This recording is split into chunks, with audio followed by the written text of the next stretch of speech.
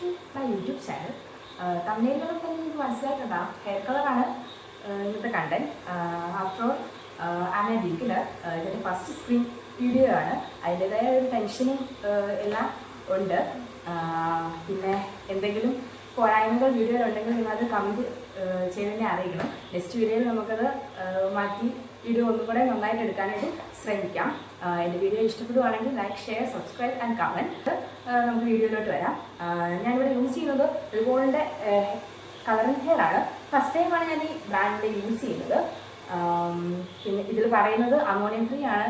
പിന്നെ ഹെയർ ഒട്ടും dry ആക്കില്ല, നോറിഷ് silky ആയിട്ട് ആഫ്റ്റർ യൂസിൽ കാണുമെന്നാണ് പറയുന്നത്. ബിക്കോസ് ഇതിലൊരു 4 ബ്ലെൻഡഡ് ഓയിൽ വരുന്നുണ്ട്. നിങ്ങൾക്കിത് സ്ക്രീനിൽ കാണാമായിരിക്കാം. ചെയ്ത് നോക്കിക്കഴിഞ്ഞാൽ ഞാൻ ഇതിൻ്റെ റിവ്യൂ പറയാം. നമുക്ക് ചെയ്യാം. ഇതിൻ്റെ പ്രൈസ് വരുന്നത് 200 റുപ്പീസാണ്. ഞാനിവിടെ ബർഗണ്ടി ഷെയ്ഡാണ് യൂസ് ചെയ്യുന്നത്.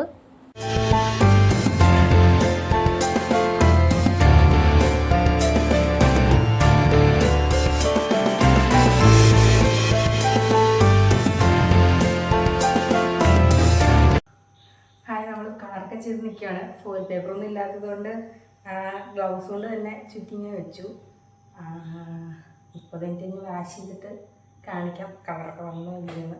എന്താണെന്ന് അറിയില്ല. 30 മിനിറ്റ് കഴിഞ്ഞു. ഞാൻ വാഷ് ചെയ്തിട്ട് വരാം. ബൈ. മുടിയൊക്കെ നമ്മൾ കഴുകിയിട്ടുണ്ട്. പവറിൻ്റെ വലിയൊന്നും കഴുകിയത് കൊണ്ട് കാണുമ്പോൾ മനസ്സിലാവുന്നില്ല.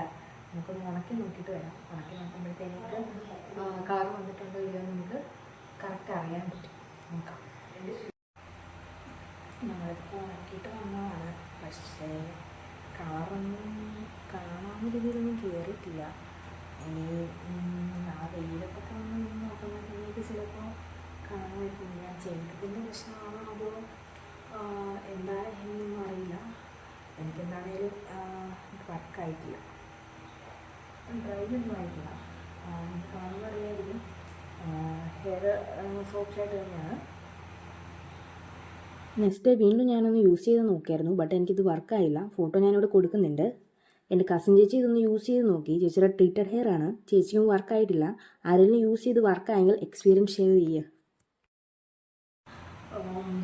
ഓവറോൾ ഈ പ്രോഡക്റ്റ് നമ്മൾ സാധാരണ ഒരു കളർ ഉപയോഗിക്കുന്ന രീതിയിലുള്ള ഒരു കെമിക്കൽ ഫ്രീ സ്മെല്ലൊന്നുമില്ല. ജസ്റ്റ് ഒരു മൈൽഡ് സ്മെല്ല് മാത്രമേ ഉള്ളൂ. എനിക്ക് കളർ കയറിയിട്ടില്ല. അത് ചിലപ്പോൾ ഞാൻ ചെയ്തതിൻ്റെ പ്രശ്നമാകാം, അതറിയില്ല. എന്നെ നിങ്ങൾ ഈ പ്രോഡക്റ്റ് എക്സ്പീരിയൻസ് ചെയ്തിട്ടുണ്ടെങ്കിൽ കമൻറ്റ് ചെയ്യണം. അപ്പോൾ ഇതിലുള്ള like, share, subscribe. Thank you. Bye bye.